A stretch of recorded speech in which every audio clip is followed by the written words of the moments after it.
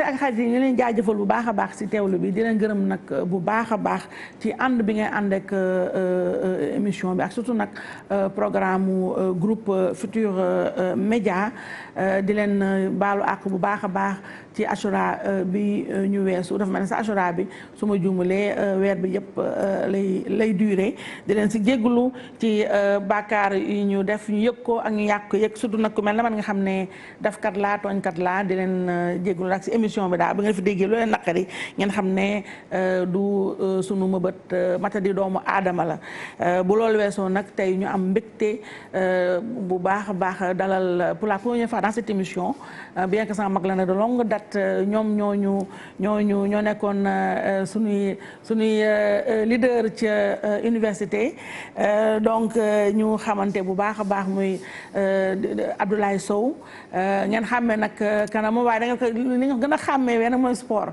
tey nag fii du affaire sport moom ci fin ba lañ koy jëmalee benn phrase rek ndax dëgg-dëgg du ma dugg ci terrain jàmbur kooku dama koy bàyyi ñoom Cheikh Tidiane Diawo tey homme politique bi laa dajale muy Abdoulaye Sow directeur général bu centre des œuvres universitaires de Dakar ñu dénk ko nag lu mu xam bu baax moom lu mu miin bu baax ndax petit ba grand ma nga woon université nekk fa étudiant ba ni mu fa génnee tey ñu dénk ko COUD nga xam ne bu ñu nee COUD rek xel yëpp dem ci hébergement étudiants yi nga xam ne lu am solo la dem tamit ci nekkinu étudiants yi ak surtout nag li nga xam ne moom la étudiants yi di jëfandikoo muy wàllu lekk yeeg ñoomin seen loolu yëpp nag dinañ ci dellusiwaat évidemment waaye nag ma fàttali leen ne bu baax a baax ne homme politique la d'abord mu am nag jaar-jaar bu yaatu ci politique ñu ràññee ko bu baax nag ci parti démocratique sénégalais jamono yi nag mi ngi ci alliance pour la république bu président Macky Sall bokk si kon si jegeñaaleem moo waral président Macky Sall dénk ko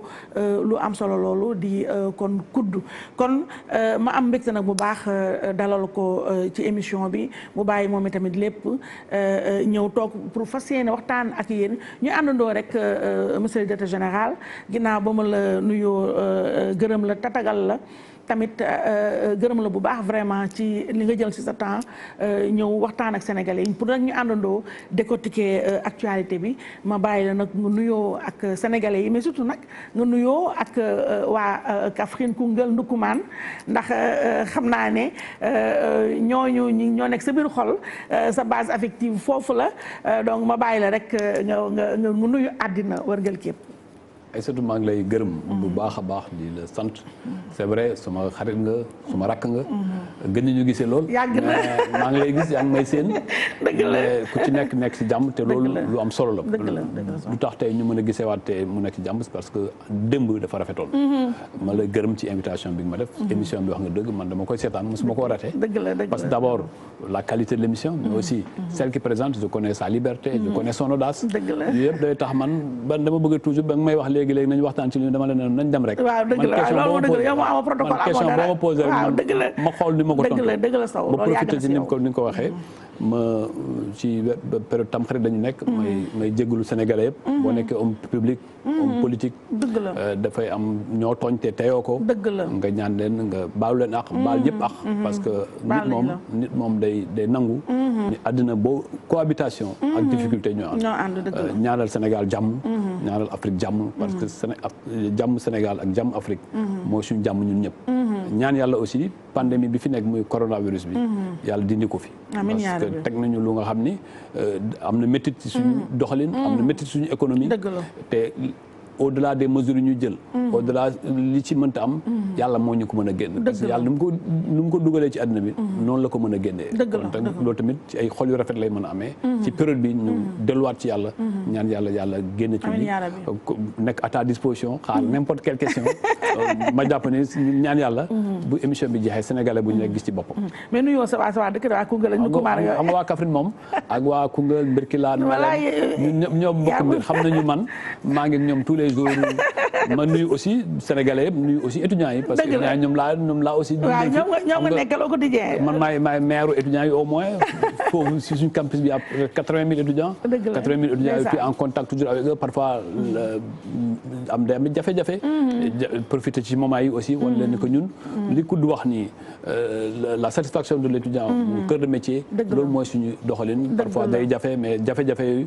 waxtaan ak diisoo moo koy fay. dëgg la alors donc directeur général donc ñu dugg ci biir xool émission bi ñu ubbee ko nag ak aspect politique bi dañ koy dooree ak parrainage bi nga xam ne consensus feeñ na ci ñi nga xam ne ñoom lañu dénk politique ci dialogue politique bi nga xam ne daanaka dooraat na ban jàngat nga am ci nañu supprimer parrainage bi. waaw man su ma fekkee ni sur le principe. man dama jàpp ni parrainage lu baax la. parce que parrainage mooy tax ñu mën a contrôler les candidatures. gis nga élection bu mënta nekk. dañ ko war a contrôler sinon dafay am ay avatar. c'est-à-dire ku nekk mën na jóg ne dama bëgg ne président Sénégal. amul parrainage amul caution bi caution bu dee caution rek ku nekk mën na ut caution. ay réew bitim réew sax mën nga fa am nit ku nga xam ne daf la bëgg am intérêt ci réew mi. jox xaalis mais sénégalais yi ñoo ne la yow la ñu bëgg a jàppale pour nga nekk candidat. loolu dina am au moins présomption. que yow mën nga nekk président Sénégal. donc pour man le principe du parrainage. dafa baax. mu am ci président de la République. ba ci maire. ku nekk am fonction élective. war na am parrainage. te loolu mooy la tendance aussi moderne. te jàpp nañu ci élection présidentielle yi. li ñu ci génne lu bëri mooy candidature yu bëriwuñ. élection bi jaar yoon. parrainage bi am na lu mu ci jur. parce que boo seetoon ne Sénégal mën na dem ba 19 candidats. bu ñu demee 19 candidats mais processus bi yëpp ay bloqué. donc pour man le principe du parrainage est un bon principe. mais dañoo nekk ci moment aussi moment urgence. moment urgence il faut toujours avoir des comportements nouveaux ñu bëri ñu wax fii le principe du respect du calendrier républicain. calendrier républicain bu ñu ko bëgg a respecter ak mbas mi ñëw. il va falloir que ñu jël des mesures exceptionnelles. ma jàpp ni la suppression du parrainage ci élection yii di jëm. mooy élection 2021 yi élection locale. c'est simplement exceptionnel mais le principe est que war nañ cee mën a ñëwaat après les élections locales discussion yi bu continuer ñu xool ban procédé la ñuy def parrainage ci élection député yi ban procédé la ñuy def élection locale ak ban procédé ba ñu am aussi au niveau de l'élection présidentielle ba nga xam ne classe politique bi yëpp nangu ko. et ça il faut féliciter le président Macky Sall d'avoir eu cette volonté politique de mettre en place ce dialogue, de mettre en place cette commission politique, ce dialogue politique qui permet d'avoir des consensus forts. Parce que démocratie, c'est vrai, c'est ni gagner, gouverner, ni opposer. Mais les plus grandes démocraties sont construites autour des consensus forts. Parce que les gouvernants d'aujourd'hui peuvent être les opposants de demain. Donc il faut un dialogue permanent. Et ce dialogue permanent ne peut s'accommoder que du respect des uns et des autres. Et je pense que c'est ça la garantie et se réjouir que la classe politique ait pu s'entendre au moins sur ça pour ñu dem dans des élections locales apaisées. mais xam nga Abdoulaye Sow parrainage bi gis naa léegi nga wax ne effectivement daf ñuy éviter ay fléaux enfin yenn avatar yoo xam ne effectivement comme ni nga waxee ku jóg ne damay bëgg naa jiite Sénégal mais ñu bëri tamit ñoo xam ne dañu jàpp ne c'est quand même quelque chose d'antidémocratique ndaxte pour ñu bëri président Macky Sall daf ko instauré uniquement pour def une sélection def benn casting ci ana kan lay jonganteel ak ana kan la dul jonganteel loolu tamit lu metti la. mais Aïssatou démocratie c'est des règles. amul candidat bu mën a am le nombre de parrainage requis Macky Sall mënu ci dara Macky Sall mënu dem ci Sénégalais yi ne bu leen parrainé diw mënu ko. chaque Sénégalais est libre moo yore sa signature yow ki nga parrainé xaw ma ko. mais bu fekkente ne nag système bi lañu vicié. système parrainage lañu vicié dama ne la ba nga xam ne dafa am ku war a jiitu ku war a am lii nangam nga mën a teg ba ay affaires yu ay paramètres yoo xam ne pour jéggi ko dafay doy waar. non foofu nag la antidémocratie ça rend au contraire parce qu'il y a deux formes de parrainage. maanaam le parrainage par les élus parrainage citoyen ñun Sénégal parrainage citoyen bi parrainage citoyen bi ça accorde la liberté à tous les citoyens. On te dit voici le chiffre qui il faut avoir entre 1 et 1,5%. yow nga wuti ko Sénégalais yi s'ils accordent il te donne une gage que yow tu peux être candidat. mais loolu c'est dans toutes les démocraties aujourd'hui. En France bi nga xam ni parfois ñun moom la ñu jël à chaque fois bu ñu neexee ñu def comme modèle démocratique ou bien les États-Unis mais partout dans ces pays-là il y a un parrainage. En France c'est plus compliqué c'est le parrainage des élus. des élus. suñu la ministre Yade là. lu tax mu nekk candidat parce que elle n'a pas eu le nombre. et pourtant elle n'a pas crié outre mesure. elle a accepté les principes de règles du jeu démocratique. Démocratie c'est une organisation d'une société. Il y a l'autre qui disait que c'est le moins mauvais des systèmes, mais c'est un système. Et ces règles-là, chacun doit accepter les contre-coups de ces règles. D'accord. Mënoo ñëw dem élection nga dem parrainage amoo parrain nga taxaw di yuuxu ne Macky Sall ma bëgg éliminer mais Macky Sall bu fekkee ni mooy éliminer. mais c'est pas la peine d'aller à des élections. d'accord alors ba tey Abdoulaye Sow directeur général COUD ñu dox ci biir émission bi yaa ngi wax léegi locales yi am na ñu jàpp ne mun nañ ko tem ñu toxal boobu est-ce que bëgg a jël pandémie bi comme prétexte est-ce que loolu dafa rafet na fi réew mu toll. ak ci ko war a respecter le calendrier. dama bëgg ñu fàttali xam nga 1er décembre 2019 la ñu waroon def élection yi. bu ñu ko waree def c'est-à-dire que dafa am dialogue politique moo indi président ne ko nañ ko décaler. parce que opposition bu ñu génnee ci élection présidentielle bi xam nga jël li xawoon na métti. te il faut que ñu trouver ay justification parmi les justifications. dañu ne fichier électoral bi war nañ ko xool parrainage bi war nañ koo xool. yu bëri ñu ne ñu ko xool. ñu ne balaa ñu demal élection il faut que loolu ñu waxtaanee ko. mais président nangu ko. ne waaw nañ ko waxtaanee. buñ ko waxtaanee ñoom ñoo d'accord ni bu fekkee bëgg nañ waxtaanee yëpp 1er décembre mënut a nekk. président ne leen léegi nañ jël beneen date bu nga xam ni moo ñu gën a sori. ñu ne au plus tard le 28 mars classe politique bi dana am accord am consensus. bu boobaa consensus bu ñu dawal président doxalee ko def ko ci ay loi ñu mën koo doxalee mais entre temps pandémie bi ñëw na mais malgré pandémie bi ñëw na président laaj na leen ne leen dama bëgg fi ngeen toll ngeen ñu ne ma rapport et sur cette base là ñu mën a dem vers le principe du respect du calendrier républicain ça veut dire que dama bëgg aussi aujourd'hui la responsabilité de n'avoir pas respecté le calendrier républicain on l'implique pas au gouvernement parce que le gouvernement del na matukaayam yëpp pour aller les élections on se rappelle que le ministre de l'Intérieur avait dit que même le 1er décembre 2019 il était prêt à organiser les élections yi candidat ngeen doon ci mairie Kaffrine buuxanteeg Abdoulaye Wilane waaw wala déet. xam nga man dama nekk ci parti Aïssatou. parti bu ñu tuddee APR. ma nekk ci coalition bu tuddee Benno Bokk Yaakaar. def politique nag. non dama lay wax dëgg rek te dëgg rek parce que man dama nekk man dama lay wax dëgg rek te yàlla tax. te man boo nekkee ci parti. ak ci coalition. da ngay renoncer à une partie de la liberté. te su fekkoonte ni tey aw ma nekkuma ci parti. nekkuma ci coalition mais lu ma neex ma wax lu ma neex ma taxawee. mais su ma nekkee ci coalition ak ci parti damay ne coalition bi ak parti bi dañoo ne def ay règles investiture règle naka la ñuy def ba kii jiitu ba pare ñu ne bu baree président bi moom mooy mandargal ñi nga xam ne ñooñu la wóolu ne nañu jiite suñu liste. yaa ngi communication yaa ngi communication non comment ni ko communiqué wu. non yaa ngi communiqué parce que yow acte yi ngay posé yëpp. acte ngay posé yëpp ndax man tamit maa ngi lay suivre ni nga may seetaane noonu laa lay suivre maa ngi gis sa yi nga toog say affaire ni nga duggee yi nga def Kaffrine yooyu maa ngi koy gis. waaw mais d'accord na mais loolu ci sama rôle donc kooku day leer na yow am na loo bëgg mais la ngay xaar dëggal sa bopp Abdoulaye Sow ci sama rôle laa nekk dama nekk ci parti nekk ci responsable di bëgg parti bi ëpp doole ci parti yi fa nekk loolu ala kulli laa leen ma liggéey ko chaque jour te loolu kenn mënu ma koo tere kenn mënu ma koo tere parce que boo nekkee ci parti da ngay bëgg parti bi yaatu mais loolu xeetu campagne ngay def. mais du campagne mais avant l'heure parti politique ay sëñ parti politique dañu koy massifier.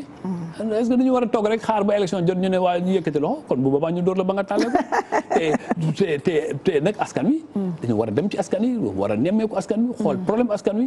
loolu moo ëpp importance. xam nga dama sànni benn phrase ba nga xam ni nit ñi duñ ko déglu dama leen benn jour dañu ma ne waaye comme ni nga may posé rek est-ce que da nga bëgg a nekk candidat maire ou bien président conseil départemental et cetera ma ne leen sama waa ji man am naa adversaire bu wóor ci Kaffrine mooy ndóol gi nekk Kaffrine ak jafe-jafe yu nekk Kaffrine chaque jour bu ma yeewoo maa ngi ñaan yàlla may ma pexe ak doole ak xel ak xam-xam boo mënee wàññi coono. c'est que yow nag Abdoulaye Sow da nga aay ci communication politique. mais communication wax na comme ni ngay communiquer maa ngi communiquer. man leen gis nga man leen mi ne woon ni ma gisee ni nga xaw a yaru nii dëgg-dëgg est-ce que. non dama yaru moom yaru nga waaye li ma ko nee naa petit piment nga donc wane nga ko gis nga yi fi wax nii yëpp waaw yàlla baax na. da ngay communiquer may communiquer rek. yaa ma dàq communiquer ba ngay communiquer boobu juddoo gu ma alors Abdoulaye Sow ñu ñëw ci beneen actualité. mu nekk livre Thierno Alassane Sall bi nga xam ne fi mu ne kenn ku ne mi ngi si yëkkati ay kàddu di joxe xalaatam yow itam ma bëgg a xam sa xalaat vite fait ci ouvrage boobu. xam nga soo ma ci laaju toon man du ma ci wax. parce que man jàpp naa ni nit ku nekk moo jël façon ak ligne politique bi ngay doxale tu as la liberté doxal sa ligne politique bi nga doxal bu nga bëgg. mais jàpp naa ne aussi boo deful politique am nga métier. te man am naa métier man du ma nekkul politicien boo xam ne amul métier. dama am métier man administrateur civil la. waaw donc dama nekk instituteur adjoint ñefe ba àgg fi ma àgg. donc ci administrateur civil dañ lay jàngal ni da nga am obligation de réserve ci métier bi nga nekk. bi nga fi nekkee ak bi nga ci génnee. man ci loolu laa tënku. su ma tënkoo ci loolu et ministre nag moo nekk la plus haute fonction dans la hiérarchie administrative dama jàpp ni man petit administrateur civil bi ma nekk ci état bu ñuy wax état yow bi nekk ministre yaa war a gën a sàmm loolu sàmm ba nga xam ni même mémoire yi ñuy def gis xoolal liiral mémoire ay Abdou Diouf dañuy dem ba seen temps jeex bu seen temps jeexee ñu rappeler lu nga xam ne duñ dem mukk dans ce qui peut toucher les fondamentaux de l'état te ku respecté wul institution ëllëg kenn du la respecté te man je me veux un homme respectueux des institutions waaw defe naa li nga wax noonu moom doy na ci wàlla boobu ñu bi tamit beneen paquet mu aaju nag sànq sa yaa ngi ko doon junju ba ma la ne dana si dellusiwaat mu aaju ci affaire troisième mandat yi nga xam ne fii ne moom tamit moo lëmbee àddina Abdoulaye Sow sa leader président Macky Sall bëri na ñu koy soupçonné moom tamit ci ay actes yoo nga xam ne mi ngi koy posé ne kii dafa nar a forcer troisième mandat yow loo koy conseillé ci loolu. ban acte d'abord. ban acte la posé Abdoulaye Sow maa yow bokk réew mi nag. waaw ñoo bokk réew mi. tey li ngay gis sama du ma ko yëg. waaw mais moo tax ma ne la ban acte boo ma yëgalee acte am na acte man gisuma acte. ba pare deuxièmement xam nga yow. da nga ma bëgg a jaxase ak àddina. doo ma ne naa conseillé man ma foog ni man danaa toog fii ci télé ci sa plateau. damay conseillé sama kilifa. loolu kon li ma la waxoon sànq ci Thierno Alassane Sall. nga weddi ma. parce que fekkee ne am naa sumay conseil am na nu ma koy waxee ba pare beneen bi. dama jàpp ne yéen ay yéen journalistes yi. yéen ñu bëgg a yóbbu ci terrain bi leen neex. ndax lan. terrain wu troisième mandat ñu nekkuñu ci am lu ñu nekk. terrain wu mandat bi ñu jox ñu. te ñu jël ay engagement ñu jël ay engagement tuddee ko ni la neex. mais nangu nga ne mandat bi mooy ñaareel ñu jël ay engagement devant des Sénégalais. ñu ne leen jafe-jafe yi ñu fi fekk. danañ jéem a def mu wàññeeku. dox ci bëgg-bëgg Sénégalais yi. chacun de nous mu confier ñu dara ci loolu. mais yaa ngi loolu nag ci loolu la ñu nekk. mais xam nga beneen débat c'est un débat inutile. waaw léegi Abdoulaye Sow dañuy waxtaan xam nga tam yaa ngi wax léegi ne Sénégalais yi naan Sénégalais ñu ngi seetaan. léegi dama la bëggoon laaj yow mandat bu président bi mooy ñaareel bi nangu nga ko mënoo ko bañ. lan la man xam nga man dama ko xamul sa question fu mu jëm. c'est-à-dire que président am na benn mandat. 2012 2017. am na beneen mandat. muy ñaar 2019 2024. loolu booy compter loolu ñaata la boo koy compter. mën nga compter Ablaye Sow. man du ma LOC yi bu ñu may wax ni ay questions yi xam mais lu am importance. li am importance même Aïssatou parce que ñu waxante dëgg rek. xam nga li am kum neex. mu nekk candidat ci élection présidentielle du Sénégal. ku mu neex mu ñëw dem conseil constitutionnel. déglu rek bu conseil constitutionnel déposé. sauf boo nekkee président de la République. gis nga am ñaari mandat consécutif. ma ne kum neex dama lay wax ci principe laa lay demalee. ku mu neex. mu ñëw ne conseil constitutionnel ubbi nañ candidature yi. mu dem déposé. mais xam nga lu nga xam ne nag foofu kenn mënu ci dara. mooy décision conseil constitutionnel. mais xam nga laay soo da nga wax léegi lu important yow nee nga président Macky Sall am na mandat 2012 2017. mais loolu amul werante. boobu xam nga benn la. fang la def. waaw fang la kon nangu na dafa ne fang ne boobu benn la. léegi depuis 2019 mu am beneen mandat loolu rek simplement rek dama ña teeraate ba loolu ñaar la 2. waaw. kon nangu nga def na ñaari mandat. loolu wax nañ ci waxaat ci. non mais dama bëgg yow si kër gi nga wax li ma bëgg a wax ne war na ñaari mandat. man da nga ma bëgg a mettre posture juge conseil constitutionnel. man du ma juge conseil constitutionnel. non bëgg ma la yàq nag bëgg ma la ñu dëgg yàlla ñu dàq la kudd bi. man kenn mu dàq. bëgg ma dàq moo tax daa dañuy dàq. xam nga lu ma dàq. bu am na yoo xam ne boo ko waxee mu dàqal te man bëgguma ñu dàq. boo jëfee u nga def. u nga warut a def ñun fonctionnaire. ñun fonctionnaire. ñun ñëpp ak CDD lañu yor. c'est-à-dire foo nekk mën nga fa def leneen. boo fa deful président bu ko neexul def la fay teggi te kenn mu ci dara. mais bii nii parce que lu ma jaaxal lu incroyable Abdoulaye Sow nangu loo sax compté. fàtte nga sax yow xoolal ñemetul compté fàtte nga sax arithmétique président égal 2 ñemetoo ko. xam nga lu ma la waxoon c'est trop fort. non dama ne xam nga lu ma la waxoon Aïssatou mooy fi ma bëgg a teg laa dul tegu. mooy ma nekk juge conseil constitutionnel. dama ne la bu la neexee yow Aïssatou bu la neexee nga nekk candidat. Barrow bu Gambie bu ko neexee mu ne candidat Sénégal mais l'essentiel ku nga xam ne mooy décréter candidature yu valable conseil constitutionnel la. li neex mooy 2012 2017 yow ñeme nga nangu nga ne boobu 1 la léegi 2019 bi mu commencé nangu nga ne 2 la. mais dama ne la mandat la. loolu kenn mënu ci dara mandat mais quel mandat 2 la wala problème amul chiffre ci kanam mais bu la neexee nga ne ko 2 bu la neexee nga ne ko 3 bu la neexee nga ne ko 4 mais tout cela c'est pas important xam lu important mooy li conseil constitutionnel di délibéré man dama laa bëgg da ngay sama mag waaw ma ne gis nga maa la gën a bëgg sama bopp dëgg man ma ne maa la gën a bëgg sama bopp ma ne maa la bëgg sama bopp maa la gën a bëgg dàqal ko ñu ne ay bu doon keneen ma dàqalu ko waaye yow du ma la ko def ma ne boo fi waxee ba suba tamit boo fi waxee ba suba man maa la gën a bëgg sama bopp te ma ànd ak samay principe ak sama doxali ni ma war a doxalee mais mënoo ñëw rek ne ma man du ma conseil constitutionnel lu yomb la Sénégal ku nekk na def li mu war a def journaliste def li ñu war a def citoyen def li ñu war a def ñi bëgg a nekk candidat def li ñu war a def maa lay may na la nañ génn foofu ndax man bëgguma la yàqal man daal man duma la yàqal man su ma deful loo jëmale kanam du ma def loolu bu doon keneen moo toog fii. ma ne ma topp ko ba sa simeeru mais yow non ma ne jàppal ni keneen la nga def li nga doon def. dama bëgg ñu may faral man bëgguma ñu may faral dama bëgg les mêmes règles du jeu. non yow yàggugoo kudd. moi je veux pas un jour ma ne. yow yàggugoo kudd. yaa ngi doog a ñëw salaamaaleykum maaleykum salaam. donc du ma def li ñu fay dàqee.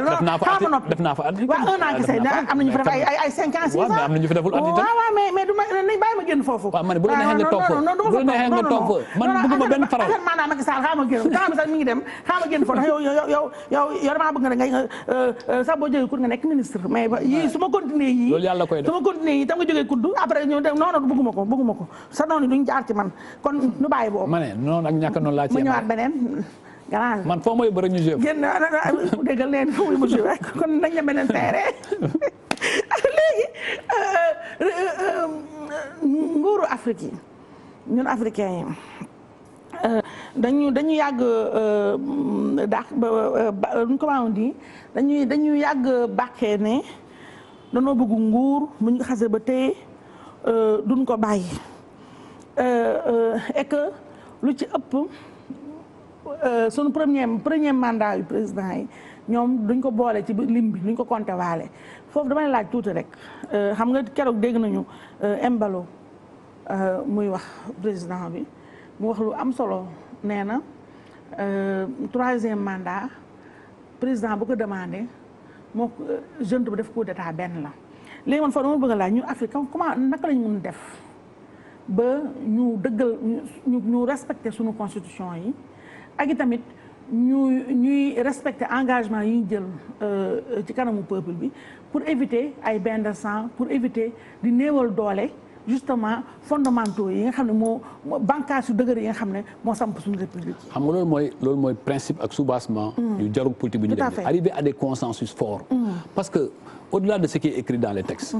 il faut qu'il y ait des gentlemen agreements dans la classe politique. Tout à fait. Et c'est ça qui fera les fondamentaux d'une démocratie moderne. D'accord. Man loolu laa gëm.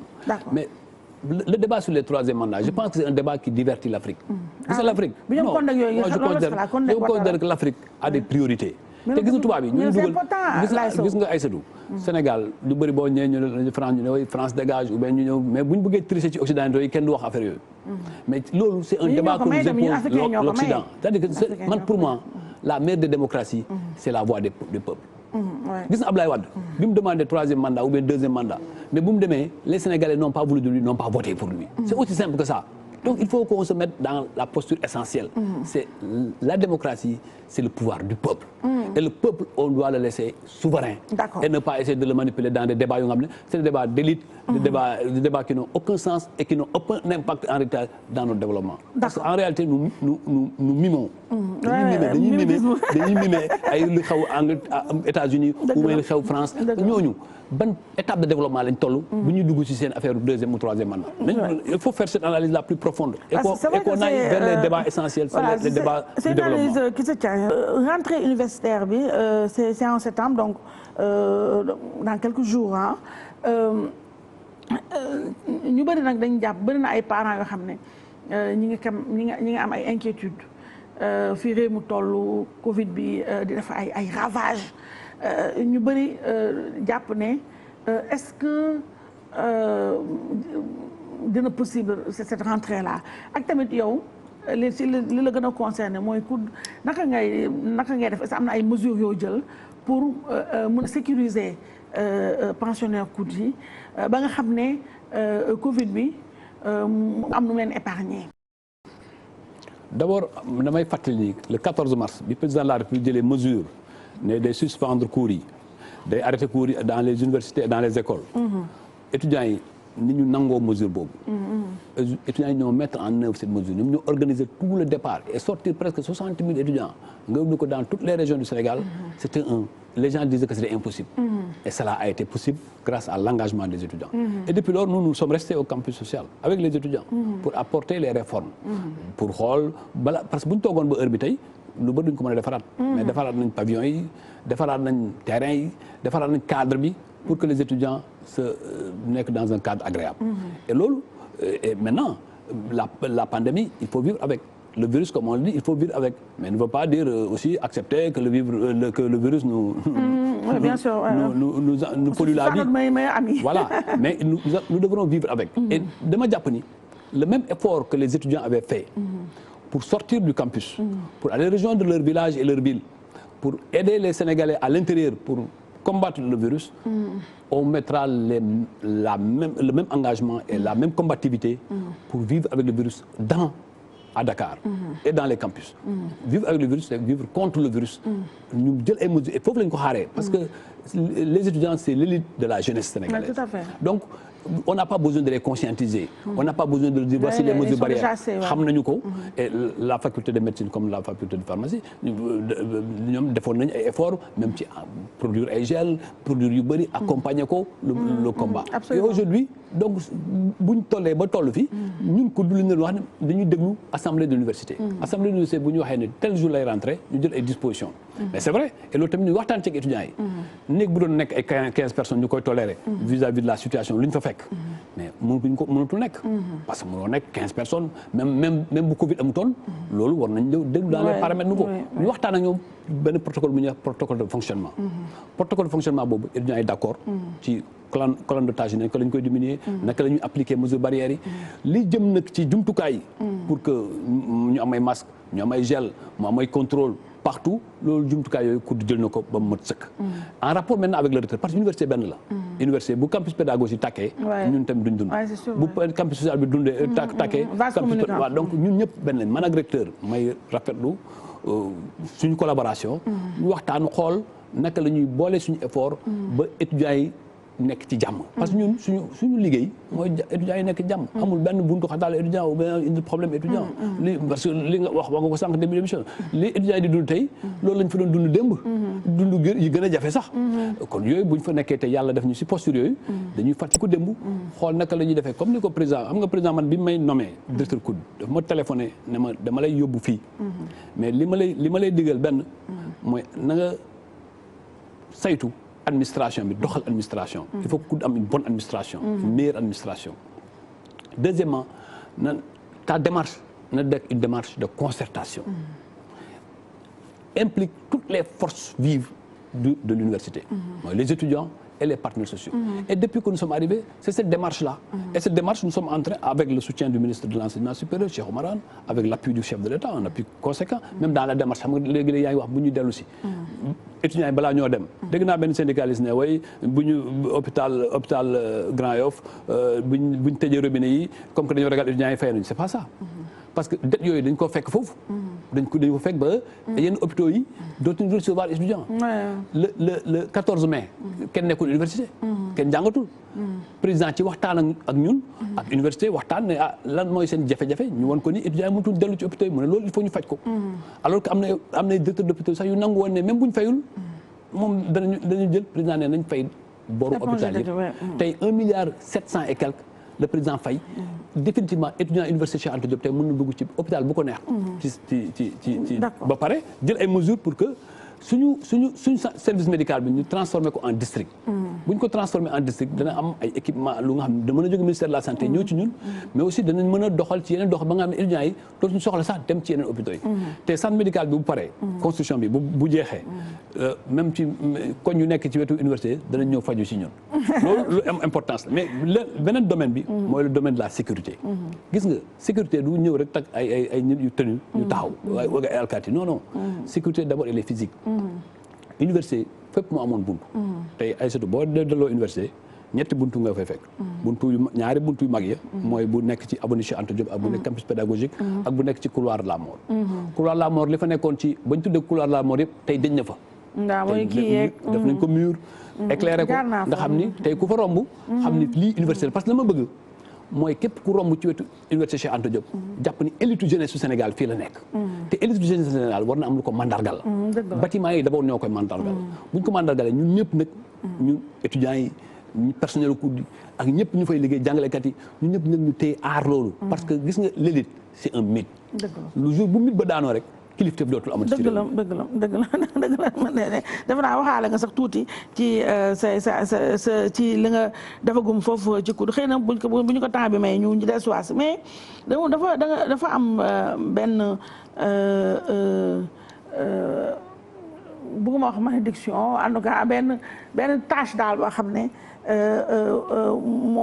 moo nekk ci kudd bala maa ñëw nag toj nag yax boobu damay dooree ak procès sa prédécesseur Cheikh Oumar Anne mi nga xam ne léegi mooy sa ministre tutelle actuellement mi ngi ci yoon ndax moo fa yóbbu Pape Alé Niang sunu naataango boobu bi nga xam ne dafa bind benn livre sukkandiku ci ay rapport yoo xam ne doon épingler gestion Anne moomu ba verdict ba le 13 octobre lañ koy xam su ma juumalee foofu rek en 30 secondes Ablaye Sow temps bi mi ngi dem actuel directeur général du COUD loo ñu mën a wax ci bopp procès nga xam ne doo fa partie prenante waaye nag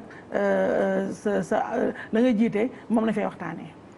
d'abord damay li nga 30 secondes foog naa duma ci àgg parce que d'abord dossier bi dafa nekk pendant devant la justice. fa ñu bàyyi justice mu àtte. mais li may rafetlu génn ci loolu. bu ma génnee ci loolu mooy ministre bi bu ko neexoon. mu bañ a porter plainte mu bàyyi coow li dem rek. mais moom mooy jël responsabilité personnelle am. porter plainte engager action. donc loolu rek war nañ ko rafetlu ci démocratie. parce que citoyen la exercer des responsabilités. nit teg ci ay ndondam. lu nga xam jàpp ne loolu amul.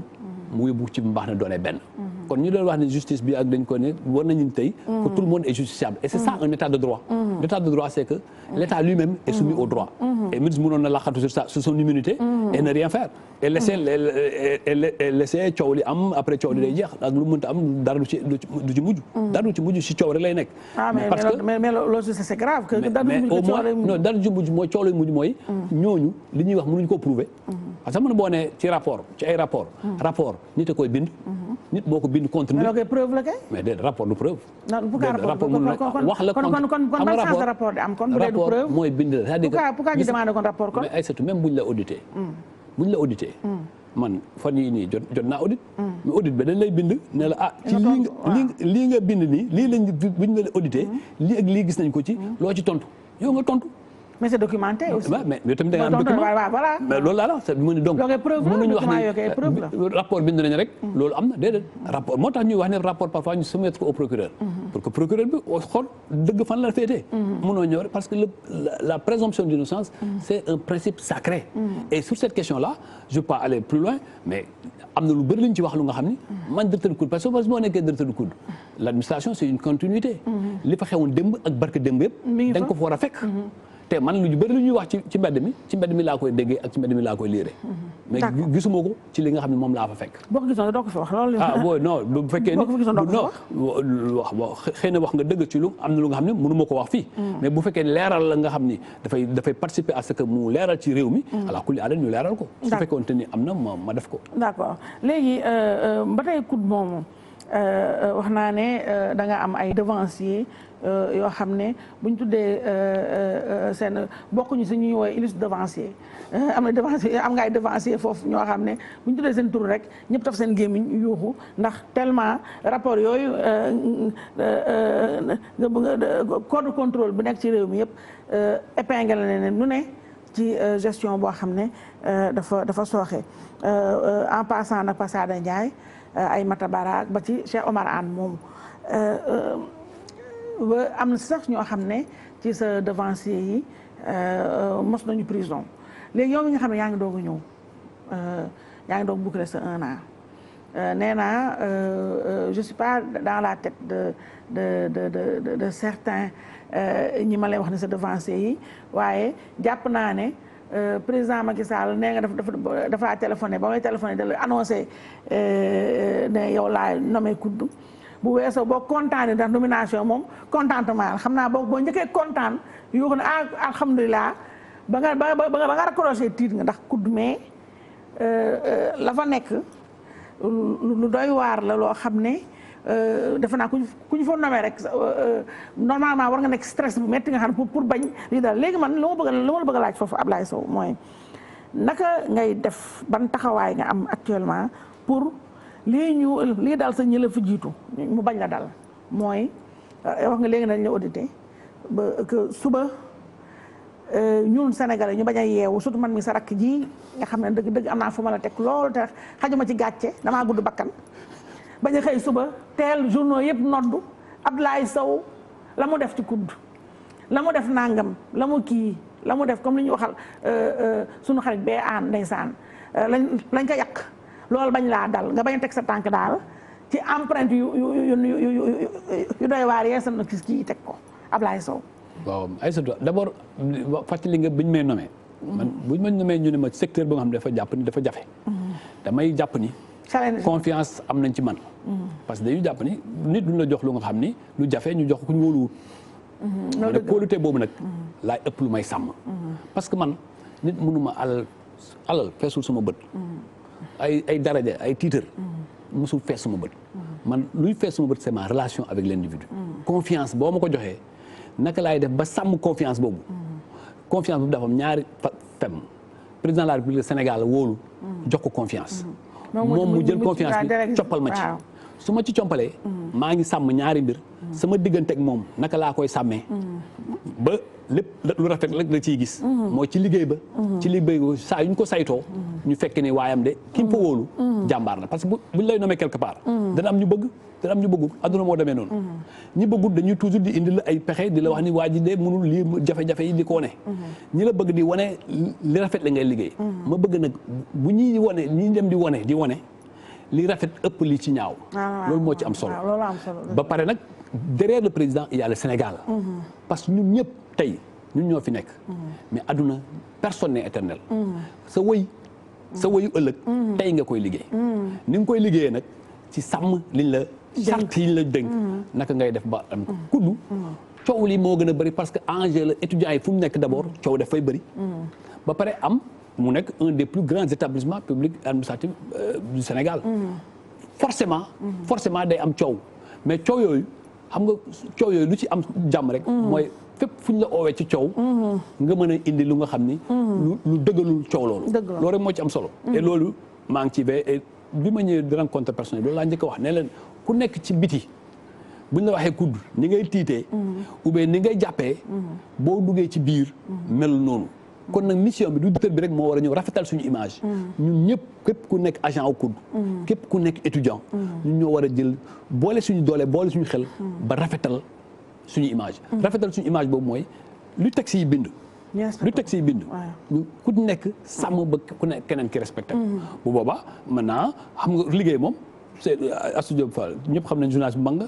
c'est émission bu mag la mais da nga gis suba boo ñu paree boo defee critique yow mi sa bopp da nga critiquer ne lii doxul da nga ñëw benn audit ñëw ne la yow sa courrier bi daté woo ko ou bien sa courrier bi lii dépassé woon na lii et cetera loolu mu nekk des motifs mineurs parce que bu ñu la nommé lu nga xam ni nit ñi xam nañu ko tu peux et puis c'est pas à des fins de détournement ou à d'autres fins mais nit ñi dañ la may jàmm te loolu laa ñaan yàlla loolu lay chaque suba bu ma yeewoo maa ngi ñaan yàlla acte bu may posé na nekk ci intérêt étudiants yi acte bu may posé na nekk acte bu méngoo ak charte administration wax naa sànq ne PDS la Sénégalais yi gën a ràññee nga bokk nag ci JTL ña ko sos ak ña fa nekk yàgg nga fa daal yéen sax ay jamono yéen la ñu doon woowee sauvageon yi ndax tellement da ngeen fa nekkee woon donc mu am ñaar laaj laay dëxëñal ci benn muy man dafa ma yàgg jaaxal lu tax Ablaye Sow la nga nekk PDS yëpp ba ni nga fa jógee man mosuma dégg ñu nommé la dara mosuma nga dégg loolu ci yow la mooy yaa wanewul militantisme bu dëgër bu fort yaa amul Pastef sa militantisme ba Ablaye Wade ne non Ablaye Sow mi daal garaawul wala dafa am ay problème la yoo fa amoon wala nan daal ba tax kenn mosu la faa nommé lenn ak tamit ndax loolu moo tax ba nga jóge fa ak aussi pourquoi à l'époque jóge woo fa woon malgré le fait que yàggoon nga fa ñi nga doon ànd ñu bëri dégg nañu monsieur le ministre yow ba tey nga toogoon te taxul nga dem après nga profité nag ci waat ba mu daanoo Macky Sall ñëw da nga profité dugg ci premier dugg yi nga dugg APR sol marron beige te foofu tak dëgg dafa mel ne foofu juumoo ci sa choix ndax macha allah yaa ngi DG COUD tey ba nga ñëwee itam joxe direction générale COUD sama nopp yi dégg nañu ñu naan ñu waa apériste yi ndax léegi APR nga bokk te créé woo parti créé woo mouvement yow da nga ñu dugg carrément waaye dégg naa ay apériste ñu mer naan pourquoi président Macky Sall jox transhumant mu jox lu rëy lu mel ne COUD bàyyi ñu fi ñun koo xam tey bu su pexem sotti woon Macky Sall lu ma sa falu Wade mooy continuer ba léegi ndax en 2012 fa teeloo Macky Sall Abdoulaye Wade ko fa teeloo léegi gis nga yi ma la dëxañal nii yëpp nag laa bëgg rek nga synthétiser ma ko ci 2 minutes. waaw dama ko dëxañ nag de parce que dafa gudd benn xam nga man dama gëm yàlla. dama gëm yàlla bu baax. xam ni wërsëg ci yàlla la. waaw yàlla moo tànn ci waxtu yooyu. président Wade confié wuñ ma dara. mais nag ci waxtu yooyu itam def naa ci ay progrès. parce que man dama lay fàttali instituteur laa woon adjoint. may jàng. di kulti gëm ni politique du métier ba àgg def naa d'abord secrétaire d'administration ma jógee secrétaire d'administration nekk administrateur civil te bi may dugg ENAM yëpp Sénégal ba Sénégal daj ci ñaari yu may def yëpp kon kay am na lu ma li ma PDS may parce que li ma PDS mooy li ma gëm sama bopp gëm ni wërsëg ci nit ci ñàkk la ci d'abord donc ma gëm loolu waaye nekkoon naa quand même cabinet ministre Aliou Sow moom wóolu woon na ma wax dëgg yàlla dama koy rendre hommage waaw non dafa jël yoonam def parti man ma nekk sama parti c'est tout mais non mais il a son parti ba tey donc mais amuñ benn problème d'ordre personnel ci waxtu yi ñu bokk liggéey def nañ ko ba mu rafet te ku nekk nga koy sàmm ci kàddu ak ci doxalin mais loolu taxut parce que man combat politique te moo ko pour ay nomination président Macky Sall mu ngi may dégg musuma ñaan président Macky Sall dara man ci àddina ma toogal ma ne ko président bëgg naa nga defal ma lii ou bien bëgg nga defal ma lii la musuta am te bi may génne ENAM bokk naa ci ñu am classement yu baax ci ENAM bi ma génnee ñu affecté ma présidence de la République am na ñu doon fexee foofu pour ñu génne ma fa mais dafa ñëw def ma conseiller technique parce que loolu sama njàngale sama métier la su ma neexoon ma dem administration territoriale nekk gouverneur mbaa préfet ma nekk ma dem ci administration financière et cetera mais maa tànn def politique bu ma tàmmee def politique dafa am ay rigueur yu daanu sama kaw mais man aw ma dara lu ma reproché Abdoulaye Wade ci defuma ou bien ñàkk na maa def déedéet ay musuma ci nekk dama jàpp ni loolu mooy échou am. àddina parce que Abdoulaye Sow dem yow nekk politicien boo xam da ngay sànni xeer ak yooyu. mais nag j'ai ma liberté aussi. non j'ai ma liberté aussi wax li ma xalaat. non wax li ma xalaat. wax li ma xalaat à chaque fois bu ñu toogee ma wax li ma xalaat li ma gëm loolu laay def. et bu ñu demee ba daanu président Wade bokk nañ ci ñu mu recevoir ñu xool naka la ñuy defaraatee parti bi. ci la ñu proposé ay ñoom Aziz Diop. ñoom Khafor ñoom Lamine Keita ñoom Tafsir Thioye. ñu def benn groupe. non ak Fada ñu def benn groupe ñu ne nañu réformer parti bi. parce que man dama gëm jeu démocratique. dafa am gouvernement fort. une opposition organisée et forte. on a dit qu'il faut changer le programme fondamental. Le PDS ne peut pas fonctionner avec le programme de 1974. Il faut aussi qu'on renouvelle le parti. Et que le président Wade avait fait son temps. Aujourd'hui, le président Wade ne peut pas être secrétaire général d'un parti qui fonctionne. C'était notre option. ñu def suñ bu ñu nee am na ñoo xam ne ay frondeur lañ. dañoo bëgg a dem ak yi këlti wax wala. mais bi ma ñu dem élection 2014. man élection 2014 dama dem def suma liste Kaffrine. bi ma defee suma liste. président Wade ñëw na Kaffrine man maa ko recevoir.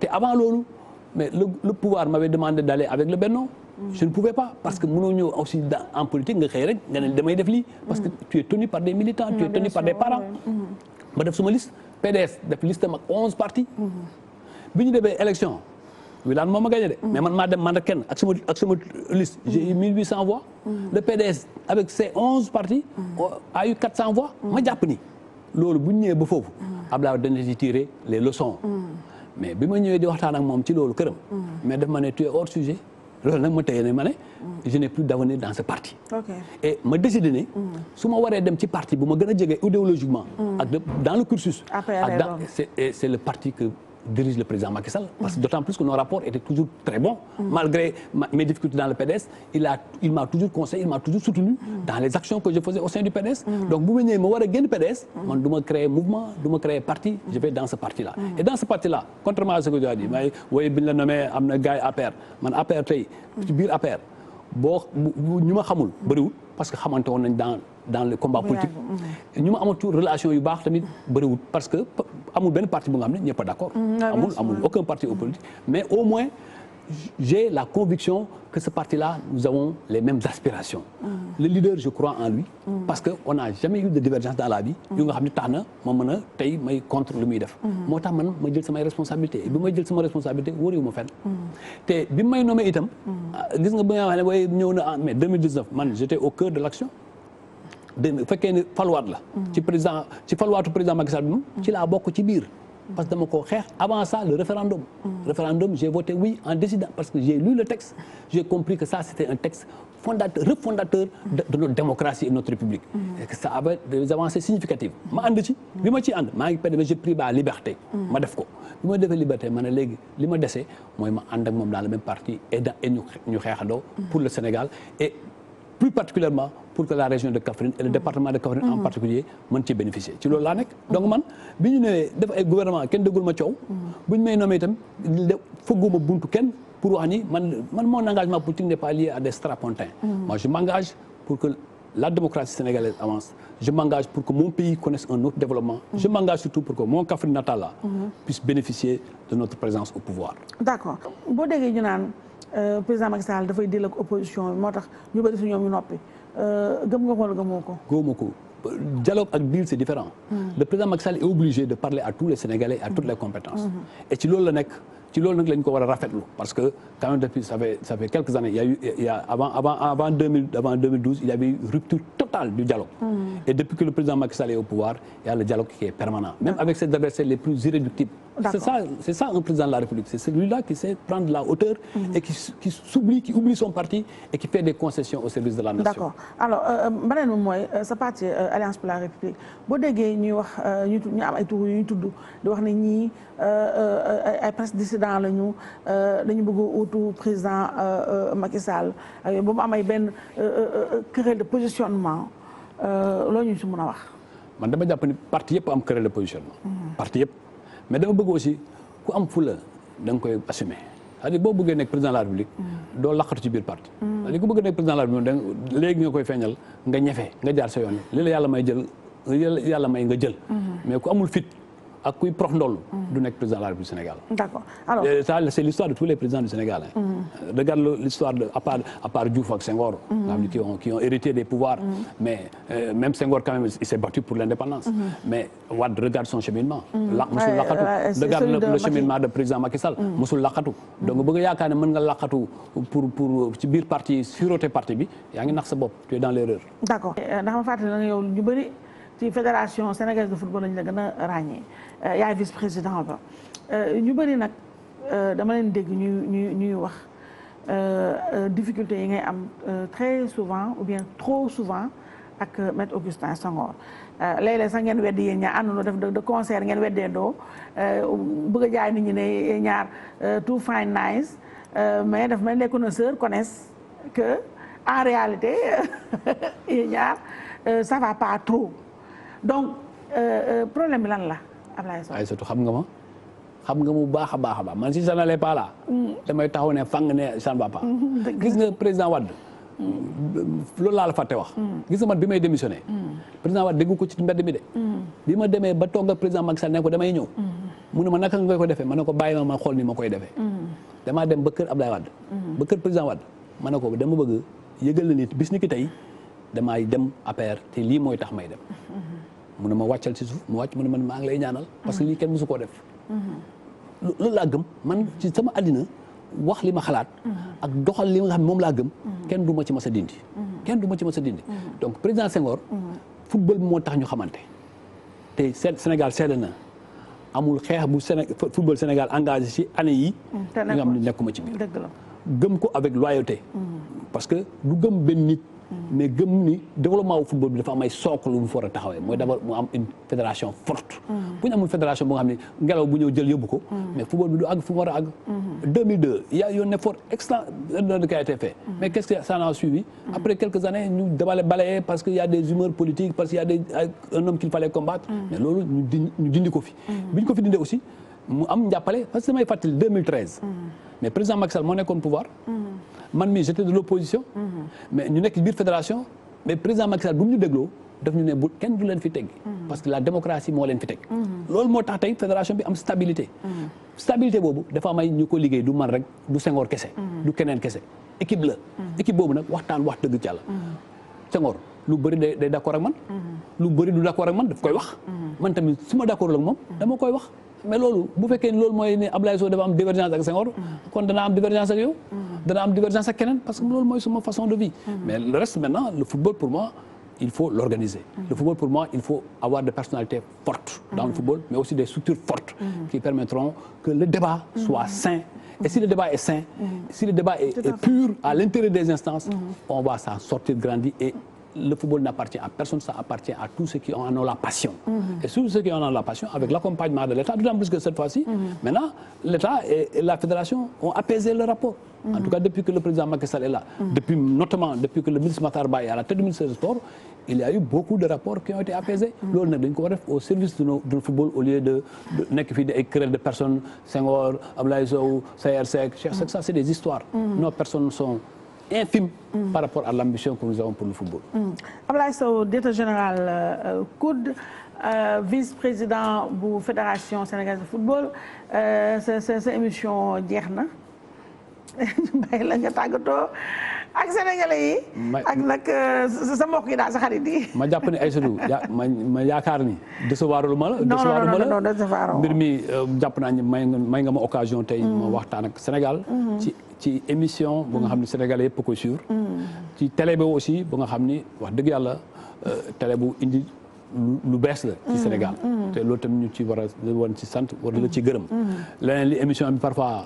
am na ñu ma xoos yi am na ñu ma xuri yi ñooñu nañ ma baal xam ne loolu mooy démocratie aussi ñun tamit bu ñu ñëwaatee sama place bi ñu xosi moom ñu xuri moom ma nangu ko loolu mooy démocratie bi tam ma gërëm la sant la réservé comme tu me l'avais demandé un spécial à Kaffrine ci comme bu may commencé da nga ma ne nuyu woo waa Kaffrine mënumaa génn ci émission bi te jox ma leen clin d'œil jàpp ni lépp lu ñuy xeex te wax nga ko sànq ci kudd di ne yow sama xarit nga xamante nañ bu yàgg bëgg am gàcce ñu ñëw fi ñu ne Ablaye Sow moo def lii mu may gën a méttee nag mu nekk waa Kaffrine parce que waa Kaffrine ci liggéey bi may def fii dañ ci gis seen bopp donc moo tax waxtu woo nekk rek da ngay sàmm li nga xam ne ñooy say ñooñ te waa Kaffrine ñooy sumay ñooñ te suma combat politique bu gën a important c'est le combat pour le développement et pour le combat contre la pauvreté. Et nous et surtout, pour ne rien vous cacher, la région de Kaffrine est l'une des régions les plus pauvres au Sénégal.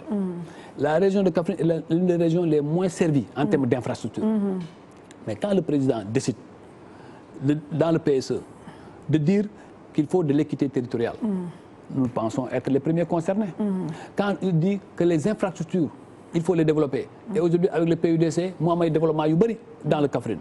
Quand on installe une université à Kaffrine, quand on met une sphère administrative, au point que la plus belle gouvernance et la plus belle préfecture du Sénégal se retrouvera à Kaffrine. Quand on engage une politique d'industrialisation, surtout dans cette bataille contre la Covid-19, quand on engage cette bataille de la décentralisation, et nous pensons que cette bataille pour l'industrialisation du Sénégal, ça doit passer inexorablement par le centre du Sénégal, le cœur du Sénégal qui est Kaffrine. Je pense que là, nous avons des raisons fortes de soutenir le président Macky Sall pour que ces projets-là puissent voir le jour à Kaffrine. En tout cas, kontaan naa bu baax Laye Sow dalal la defe naa sama jumalee bi ma suñu première émission ma nag ma foog na du bu mujj parce que yow bëggoo ku lay boxe tuuti en tout cas kontaan naa retrouvé et encore une fois ma def témoignage boo xam ne aussi ci yow lu nga xam ne dafa ma marqué c'est-à-dire que moment dañuy gëj a gisee mais à chaque fois bu ñu gisee c'est autour de combat waaw pour des principes. dëgg la c'est-à-dire autour de l'amitié. loolu am na lu yàgg la tu as une valeur sacrée. de l'amitié. su ma fàttaliku ci benn bu nga xam ne dafa ma marqué. mooy Aziz Diop bu mu nekkee ci ay torof ma gis ni nga ci taxawee. ma gis ni nga ci taxawee sant nga ñu ci ootante. loolu ma gën la cee naw. te pourtant musuma la gis ci plateau. nga one ni yow. waalo di leen faral déedéet mais loolu nag mooy ab liggéey te man maa ngi jàpp ci nit ci ay valeurs yooyu valeur d'amitié parti politique ou bien tarixa warul tax ñu bàyyi valeurs yooyu et ces valeurs c'est des valeurs fondamentales ci yow la ñu gis ci yow ma la ci gërëm bu baax noonu nga mel laay saw ndax yow comme ni may waxee rek yow nit ku baax nga loolu laa la xamal te loyauté boobu nga wax ndaxte ñun tam ay nit lañu te nit mbokkam donc Aziz ba mu nekk si jafe-jafe yooyu jabaram soxna ba mu nekk namul woon Soda namul woon dara sama mag jooju namul woon dara ndax yaa ngi woon ci wetam te amoon na nu bëri nu mu demee woon mais macha allah ba ci xale yi sax man fekkee naa di nga téye xale yi waaw donc man ñun ay jabar lañu rek lépp nag yow lañ koy wax te loolu man ci laa la yàgg naa la jàpp mais ci loolu laal gën a jàppee donc li may wax sànq rek te lu dëgg la si man nag mooy dama laa yéene lu rëy laa la yéene waaw moo tax bañ la nomee kudd dama kontaan après nga tiit ma tiit waaw dama tiit donc ba ma kontaanee ba damaa tiit ndax lan la ma nekk tax donc man daal dëgg daal kontaan naa bu baax a baax ci dalal la man d'habitude nag sama ñi ma jege du ma la bëgg a dalal si émission ndaxte dafa am nu mu demee mais daal kontaan naa lool ci li la président Macky Sall def ndax nag il était temps quand même ndax ku yàgg ci ñàkk ba nag dara ku yàgg ci teen bi bak fekk la fa te wax dëgg yàlla ce n'est que justice ñu jox lu ñëw te xam naa ne yow moom doo ma teg gàcce xëy suba rek journaux yi nodd la ci def nga fi def nga fa laa ndaxte ku bëri valeur nga donc macha allah yàlla na sa jàmm yàgg man daal mais li ma gënal nag mooy foofu tamit nga xaw fu jógee dugg nag ci gouvernement daal moom moo xaw gën a sedd daal ci man tuuti daal waaw daal bëgg naa dégg monsieur le ministre daal ci yow bëgg naa ko dégg daal moom ku daal neex na ma neexuma